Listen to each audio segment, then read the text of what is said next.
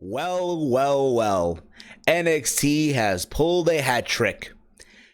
3 weeks in a row, and they beat AEW in the ratings. In this quote-unquote Wednesday Night War that you all people think that we're in.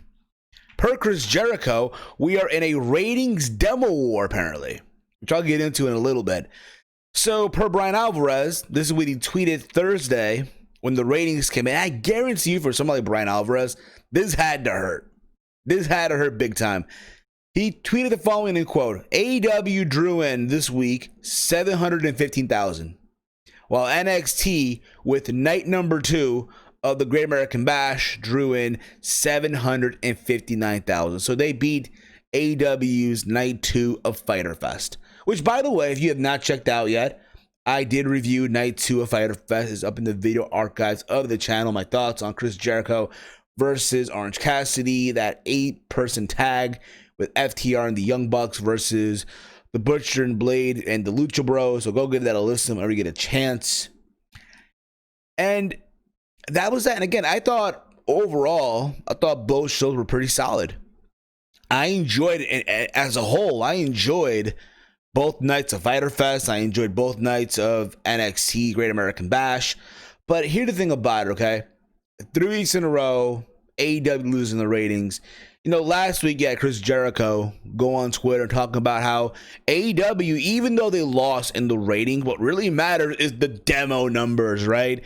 How they were number 6 last week, they were number 6, and now they're number 7.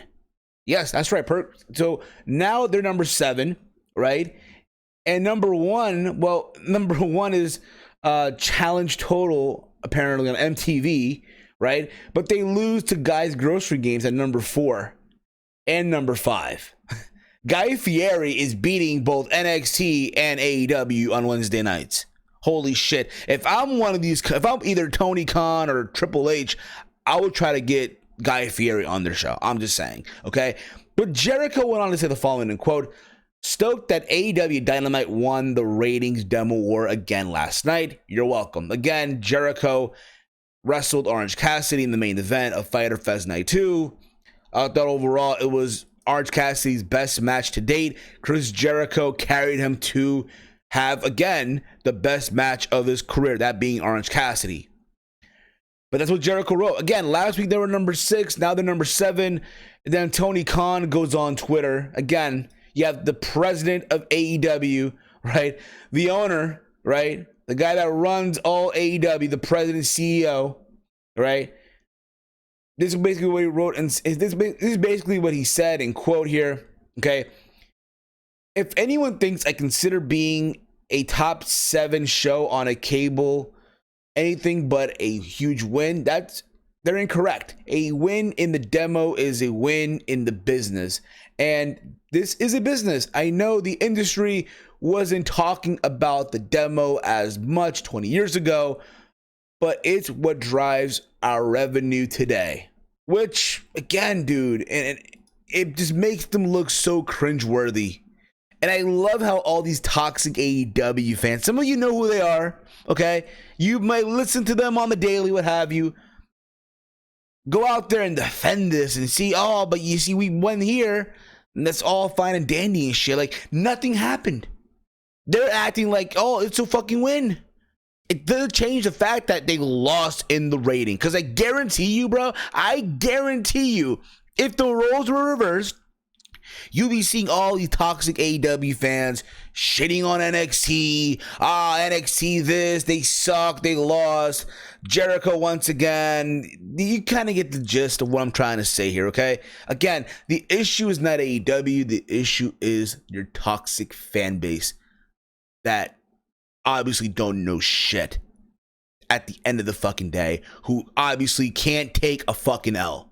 And again, how many times have WWE, or in this case NXT, have taken L's? And again, I find it funny too how they want to sit there and say, oh, rating doesn't matter, man. The ratings don't matter. But yet, either the same people that on a Tuesday afternoon will shit on the Raw's rating from Monday night, or on Saturday afternoon, they will shit on SmackDown's ratings numbers from Friday night.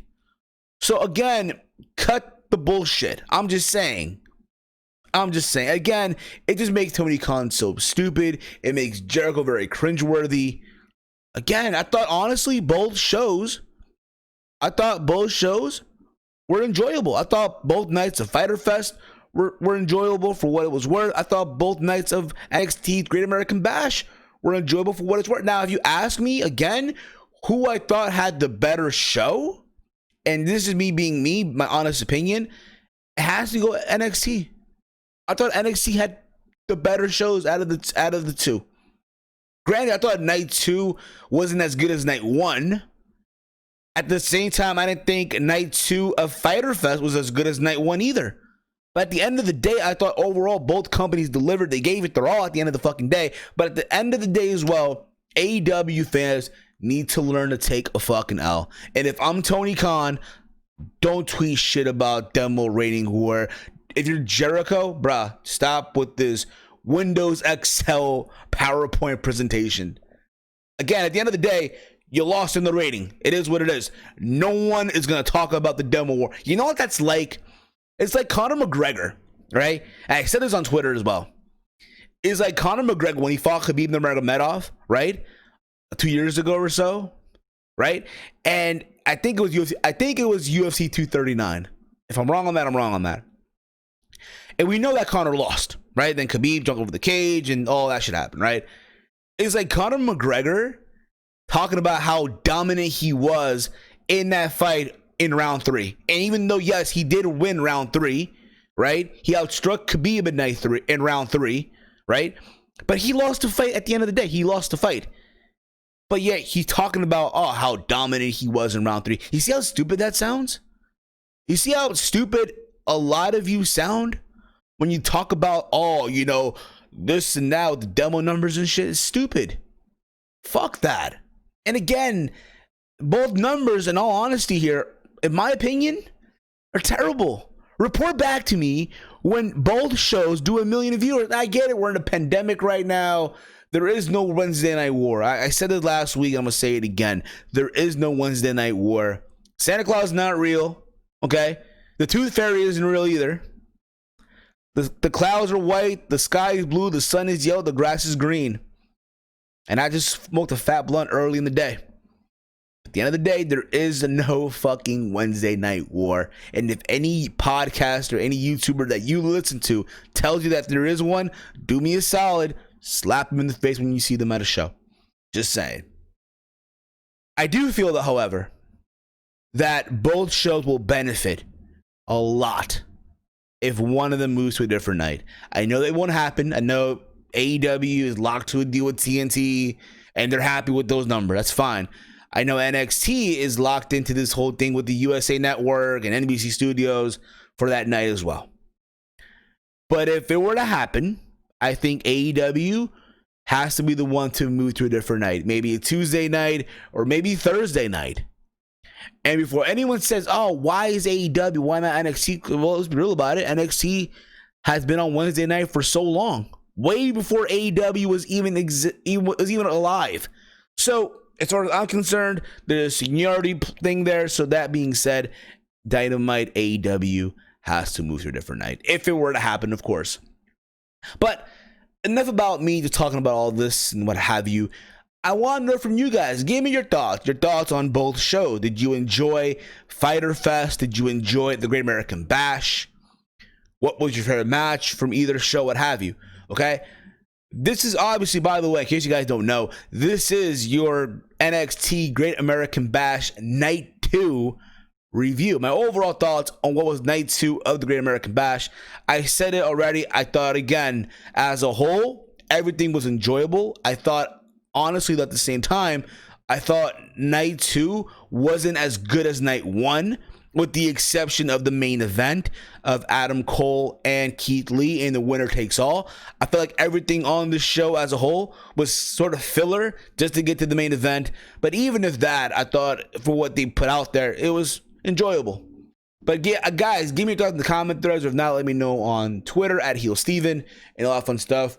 So we kicked Night 2 off with Candice LeRae and Mia Yim. They hyped this up last week. They're having now a street fight. Remember last week they were in that fatal 4-way and they're both eliminated. And here they are again. Candice comes out to the ring. Mia Yim attacks her right out of the gate. And they're going at it. They use weapons. I thought for what it was worth, it was a pretty solid back and forth street fight. Again, a good way to kick off the show, to get people excited, okay? At the same time as well. Again, it's the women's division of NXT compared to AEW is night and day. Night and fucking day. They went out there. They tore it up for what it was worth. There's a moment in the match where they're by, like, somewhere in the back, right? And they got this table and shit. And Candice just falls on the table. A good bump, all the fuck you want. But when it was all said and done, they had these chairs too, just laid in the ring, right? And Candice gets Mia Yim. She hits with the brass knuck because apparently somewhere in the match, Mia Yim presents these brass knucks. And she has it in her hand, and Candice takes it out of her hand and puts it and hits Mia Yim with it, and then hits the swinging neck breaker from the top rope onto these like bed of steel chairs in the middle of the ring for the 1, 2, 3, and Candice literally got the win.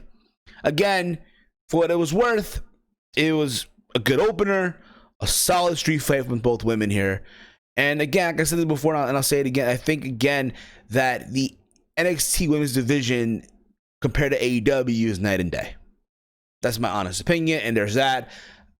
Hopefully this is the end of this feud. I would think so, because again, they had a street fight. It'll be silly if they go back to this program. That's just me, of course.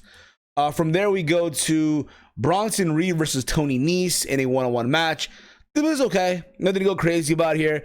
The build-up here, I guess, is that Tony Nese was wrestling Leon Ruff, and I guess he was picking on him, and Bronson Reed wanted to get some retribution, and they had the match.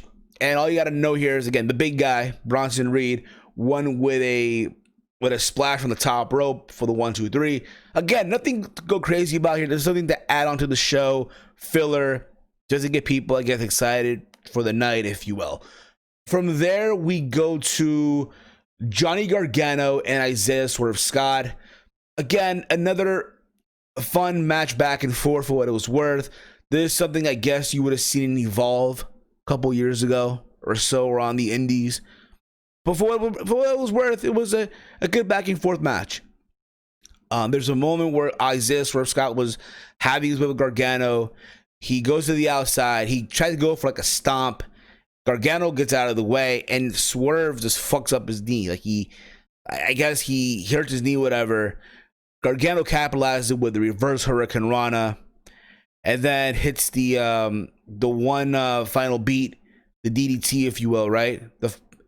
And for the 1, 2, 3, Gargano gets to win, as I kind of expected. Kind of be silly to have Swerve Scott just get a win here, but again, for what it was worth, it was solid. Just a television match, honestly. I don't see them going on with this feud, but at the same time, what you had here backstage, you had Candice and Johnny celebrating. Again, they're this power couple, right? They're this power couple in NXT now all of a sudden.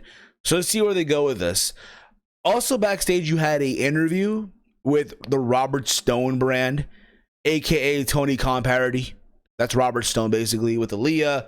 They're trying to recruit Shotzi Blackheart. Shotzi Blackheart is on this little mini tank. She's driving around and shit. And Shotzi's just shooting them off like, no, I don't want nothing to do with you guys, what have you. And Robert Stone's not having. He's having a cup of coffee.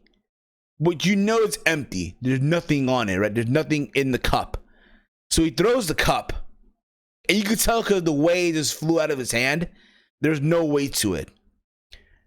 And I guess Killian Dane is the recipient of the hot coffee that lands on him, right? So Robert Stone is all like in shock when he sees all of this. And Killian takes him out, and you see Shotzi run him over his foot, and you see just Robert Stone just screaming in pain. Again, this is basically a Tony Khan parody on NXT programming. That's how I look at it. It's basically their spin on the huckster and the nacho man of today with Robert Stone. From there, we get the Legado de Fantasma of Santos Escobar, Joaquin Wilde, and Raul Mendoza versus Drake Maverick, Tyler Breeze, and Fandango. Holy shit, throughout this match, Drake Maverick so badly wanted to tag in so he could fight Santos Escobar. Like, he was just demanding that Fandango and Tyler tag him in. Like, he almost had a heart attack. Holy shit, he almost had a fucking heart attack in the ring if he didn't get tagged in on the apron. And then he eventually gets tagged in, and he gets his moment with Santos Escobar. But eventually, all this leads to them, that being Breezango or Fandango and Tyler Breeze, and Drake Maverick getting the loss after Santos Escobar pins Drake Maverick after hitting his finisher. Again, you're continuing the program with Drake Maverick and Santos Escobar. Likely down the road on television, they'll get a rematch for the Cruiserweight Championship. They're calling him basically the Cruiserweight Champion, which I've noticed since last week. That's fine. I would have thought, again, he was the interim champion. Again, Jordan Devlin, because of the travel ban, what have you, he is the original champion. At the same time, with all these allegations that are coming out right now with the Speaking Out movement, there really is no answer if he's still the champion or not, if he's going to be employed, if he's suspended. Nothing has come out, so there's that. But again, for what it was worth, you're carrying on this feud with Drake Maverick and Santos Escobar.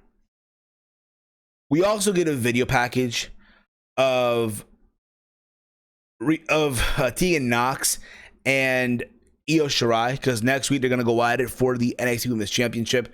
Very well done. Very well done is Tegan Knox, how she does now be considered the comeback person, and how she's struggled, how she's fought, and now this is her moment. And how she's not gonna, let this slip through her hands. And you had also Io Shirai talking about how Tegan relies on friends and she can't really do it by herself. So there's that too. Even though last week Asuka sort of did help Io beat Sasha Banks. Not really, but not really though. Depends how you want to look at it. Again, overall, I think, again, they'll have a fun match next week on television. I don't see Io losing the title. I think it'll be silly if she does. But they should have a fun little match back and forth. I do see that happening. Likely, you can have Dakota Kai get involved and cost Tegan the championship, and they do a triple threat. But we'll see what happens with that. From there, we get Mercedes Martinez. The return of Mercedes Martinez versus Santana Guerra. This is a squash match. The less I talk about this, the better. Nothing against Mercedes Martinez. Again, awesome performer in her own right. But at the same time, this was a squash. Again, you think about it, right? On on Fyter Fest, Nyla Rose beat two women, right? In an unconvincing manner. Yet here, Mercedes Martinez beats Santana Guerra, who honestly, if I could change anything here, I would have had them use some enhancement talent from the Performance Center. Lose to Mercedes Martinez, not someone like Santana Garrett. That's just me, of course. But there was that. But I felt like Mercedes here was more convincing to me. So there's that. And there's, again, she has a new look. Kind of a darker character, if you will. And I'm fine with it. I'm fine. From there, we get the main event. The winner takes all. Keep this in mind. Throughout the night, you had legends and former NXT champions, what have you, speak about this, giving their prediction, who's winning what have you, right? You had the likes of Drew McIntyre, Shawn Michaels, Mark Henry, speaking about who they were picking to win this and how important it is that, hey, for the first time, somebody in NXT is walking out with two titles, the North American Championship and the NXT title. We get to the main event. Keith Lee versus Adam Cole, winner takes all. This was a very, very enjoyable main event. If I had to pick which main event was better, Orange Cassidy and Jericho or this, Adam Cole and Keith Lee, a winner takes all, I have to give it Adam Cole and Keith Lee. And no, not because, you're just a WWE fanboy, Steve. No, it had nothing to do with that. Not even that at all. I also enjoyed Orange Cassidy and Jericho. I did. I felt like this was more convincing. It's two guys that are serious, right? Fighting for a serious cause here, a chance to be a double champion, a champ, if you will, right? And these two guys went out there and just dished it out. There's a moment in the beginning of the match where it is funny, where Keith Lee is holding Adam Cole by the hand. He's locked in, right? Adam Cole gets to the ropes and Keith Lee just pushes him, like he shoves him out and shit. It's funny as all hell. But again, just a good back and forth. Adam Cole does hit the Panama Sunrise and gets a near fall, which I was amazed by. And then he hit the running knee for a fucking near fall as well. He goes for a second Panama Sunrise, right? And Keith Lee counters it into the Spirit Bomb. Clothesline. There's a moment as well where he clotheslines Adam Cole, and Adam Cole lands on his head. Just lands on the head. He could have easily broke his neck. I think he's okay. But he hits the Spirit Bomb and then hits the Big Bang Catastrophe for the 1, 2, 3. So Adam Cole loses the NXT Championship. Keith Lee beats him clean. No help from the Undisputed Era. No Bobby Fish. No Kyle O'Reilly. No Roderick Strong. You think about it, last week, Roderick Strong lost to Dexter Lumis. So there's that. Keith Lee is the first man in NXT history to win both the North American Championship and the NXT title simultaneously. And they bust out the pyro, the confetti. Here to think about it too. Keep this in mind, and I find this very funny as well. Yes, last week the spoiler got leaked, right? About Keith Lee winning the championship. On this past Monday's episode of Being the Elite, they make fun of it. They make fun of the fact that the spoiler got leaked. Even with that, AEW still lost in the rating. Karma's a bitch. I'm just saying. Just fucking saying. But good. Honestly, I'm happy for Keith Lee. I'm happy for him and all that stuff, right? Again, Keith Lee, you look what he's done thus far, right? On NXT, on the main roster, when he appeared here and there at Survivor Series with Roman Reigns and Seth Rollins, he was able to hang with both guys, if you will. At the Royal Rumble, he took down Brock Lesnar and shit. And now here he is. The sky's the limit for that guy. The sky's the limit. And at the end, you see Karrion Kross, who's watching, right? All this at the same time. So they're telling you the next program is Keith Lee versus Karrion Kross. At the same time, you are not going to do Karrion Kross to Adam Cole, two heels going at it. No, it's not happening. I think from here, honestly, the Undisputed Era are making the move to the main roster. I think that's the step now. Again, it's not like Bobby Fish and Kyle O'Reilly are going to be going after the tag titles. I doubt that. And I don't see, again, with Dexter Lumis beating Roderick Strong, what's left for them to do on NXT? They did everything. They held all the titles at the same time. They were dominant, even though they've lost some important matches here and there. What else can you do in NXT with the Undisputed Era? It's that time for them to move to the main roster. Granted, it would be cool if there was an audience, a live audience. I know New Japan, early in the morning, did their New Japan Cup final, and they had a crowd, they had an audience back in New Japan. I guarantee you, if you're WWE, you're watching to see how they're doing how they're handling the situation in Japan. Granted, the Japanese government is different from the US government. The ruling and regulations are differently. But I gotta believe WWE, AEW, and all of them are watching how New Japan handled the situation. So there's that too. But again, Keith Lee won. Awesome for him. He dedicated to his trainer who passed away. But again, I thought, honestly, both shows were enjoyable. I really, really did. Depending how you view it too. But again, give me your thoughts in the comments below. Your thoughts on both shows. What did you like? What did you didn't like? And all that fun stuff. Follow me on Twitter at HeelSteven. If you're new to the channel, again, hit the subscribe button down below. Give the video a big old thumbs up. Hit the bell icon as well. Be notified when I upload a video and all that stuff. We're going live tomorrow with Around the Point, likely at 10 p.m. Myself and Big Mike. So make sure you tune in for that as well. As always, guys, hate, comment, and subscribe. Until next time, I'm Steve, and this is Wrestling and Whatever.